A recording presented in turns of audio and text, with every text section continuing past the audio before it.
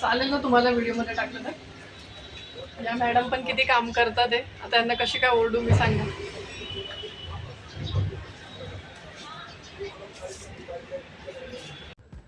यूट्यूबवरचे 5-10 मिनिटाचे व्हिडिओ बनवण्यासाठी मला कधी कधी 3-3, 4-4 तास लागतात.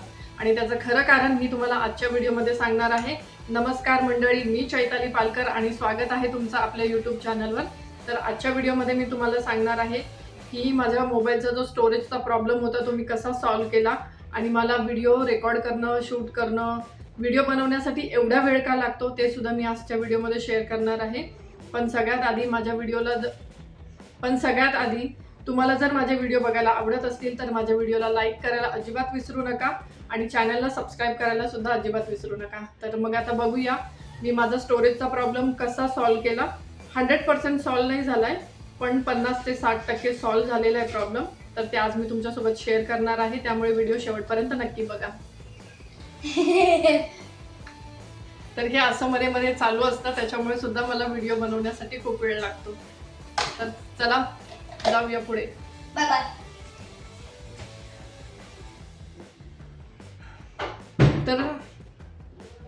तर सगळ्यात आधी माझ्याकडे हा पेनड्राईव्ह होता, पण पेनड्राईव्ह यूज कसा करायचा ते मला माहिती नव्हतं. हा पेनड्राईव्ह माझ्या नवऱ्याचा आहे, माझा नवरा आता वापरत नाही.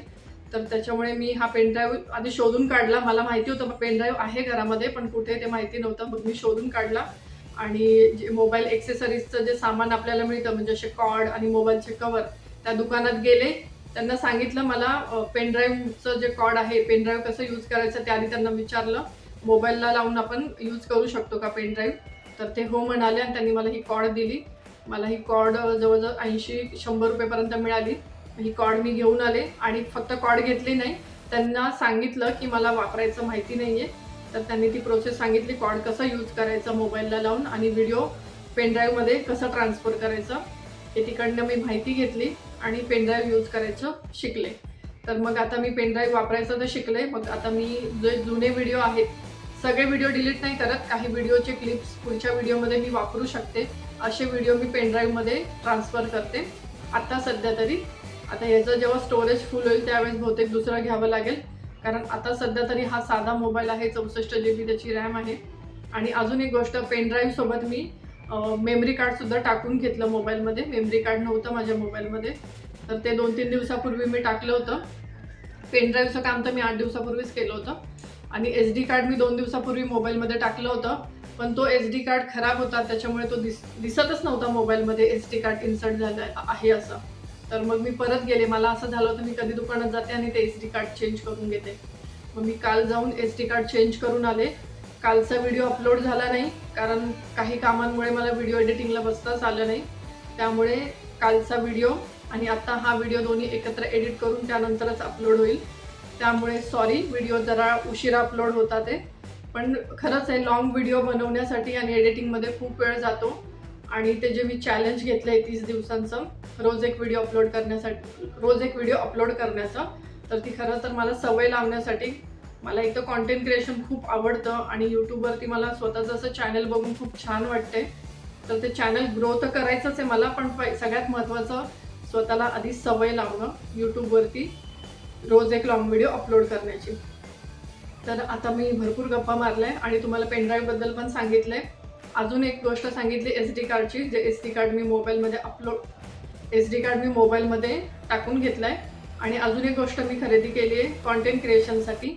स्टँड तर माझ्याकडे आधीच होता, मी मिशोवरून मागवला होता स्टँड, त्याचा व्हिडिओ मी शेअर करेन.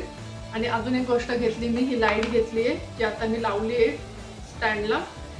इथे तुम्हाला रंगीत दिसत असेल, पण ती आपण वॉर्म लाईट पण वापरू शकतो आणि व्हाईट लाईट पण आहे, म्हणजे व्हाईट प्रकाश पण पडतोय. आणि आज अजून एक प्रॉब्लेम झाला होता. गेल्या शनिवारी मला पुण्यातून ऑर्डर होती, पिंपरी चिंचवडमधून. तर त्यांचं जे ॲड्रेस होतं संभाजीनगर चिंचवड असं ॲड्रेस होतं आणि ते पार्सल गेलं छत्रपती संभाजीनगरला. त्यामुळे ते कस्टमरची मला 2 दिवसापूर्वी पण मेसेज आला होता आणि आज पण मेसेज आला. 2 दिवसापूर्वी त्यांनी मेसेज केला तेव्हा मी कुरिअर एजन्सीमध्ये फोन केला. त्यांनी सांगितलं की ते संभाजीनगरला गेले, म्हणजेच छत्रपती संभाजीनगरला गेले.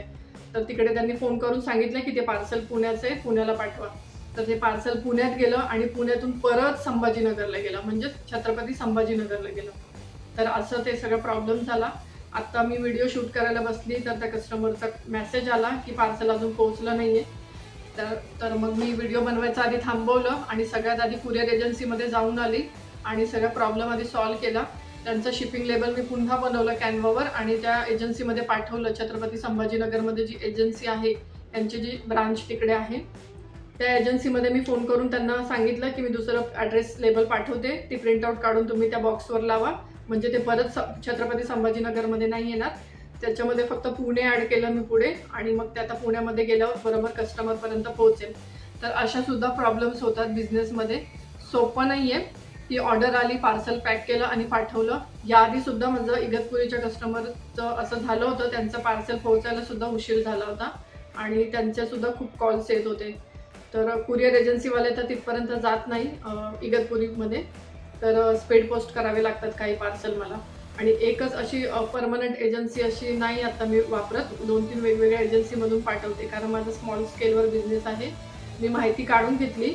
जर आपले ऑर्डर्स दर महिन्याला रेग्युलर असेल, 25-30 पार्सल असतील, तर आपण GST नंबर काढायचा आणि तिकडे त्यांच्याकडे अकाउंट तयार करायचं आणि दर महिन्याला 25-30 पार्सल असेल तर रेग्युलर आपण तिथून पार्सल पाठवू शकतो. थोडं डिस्काउंट पण मिळतं आणि पार्सल व्यवस्थित जातात. अशी थोडी माहिती काढली होती, पण त्यासाठी थोडंसं अजून प्रोसिजर करावी लागेल, थोडा वेळ लागेल, GST नंबर काढावा लागेल. अजून मला भरपूर गोष्टी करायच्या आहे. स्टेप बाय स्टेप जेव्हा मी करेल ते मी तुमच्यासोबत शेअर करणार तेव्हा. तर तुम्हाला आजचा व्हिडिओ कसा वाटला मला कमेंटमध्ये नक्की सांगा. 30 डे चॅलेंजचा हा डे 6 होता. डे 6पर्यंत मी सक्सेसफुली आलेली आहे. तर अजून 24 दिवस बाकी आहेत. तर बघूया हे चॅलेंज पूर्ण करायला मला किती दिवस लागतात ते. 30 दिवसांचं चॅलेंज घेतलं आहे, पण मध्ये काही दिवस गॅप झालेला आहे. रेग्युलर व्हिडिओ अपलोड होत नाही हे माझ्या लक्षात येतं आहे, कारण ती सवय होणं खूप गरजेचं आहे. सगळ्यात आधी सवय एकदा झाली की मग ते मला थोडंसं इझी जाईल व्हिडिओ एडिटिंग करणं आणि रेकॉर्ड करणं. रोज कन्सिस्टंट 1-1.5 तास जातो व्हिडिओ शूट करायला, त्यानंतर एडिटिंग करायला एखादा तास जातो, त्यामुळेच उशीर होतोय. आणि घरातली सगळी कामं, आता मुलांच्या शाळा पण सुरू झालेल्या आहेत, त्यांचे टिफिन, दुपारचं जेवण, त्यानंतर रात्रीचं जेवण आणि कपडे भांडे, त्याच्यामुळे मला थोडंसं लेट होतंय.